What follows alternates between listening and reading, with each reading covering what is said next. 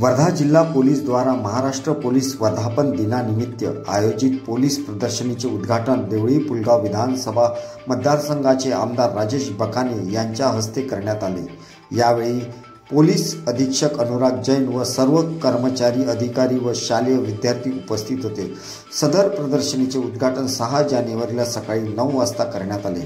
वर्धा जिल्हा पोलीस दलातर्फे पोलीस वर्धापन दिनाचे आयोजन करण्यात आले। यात पोलिसांच्या वेगवेगळ्या दलामार्फत काय काम केले जातात व शस्त्र प्रदर्शनी शस्त्र कसे चालवले जातात याचे प्रात्यक्षिकही या प्रदर्शनीत विद्यार्थ्यांना देण्यात येत आहे। तसेच पोलीस दलाच्या विविध कार्यप्रणालीचे स्टॉल प्रदर्शनीत लावण्यात आलेत। या स्टॉलला मोठ्या प्रमाणात शालेय विद्यार्थी भेट देऊन पाहणी करत असून त्याची माहिती जाणून घेत आहेत।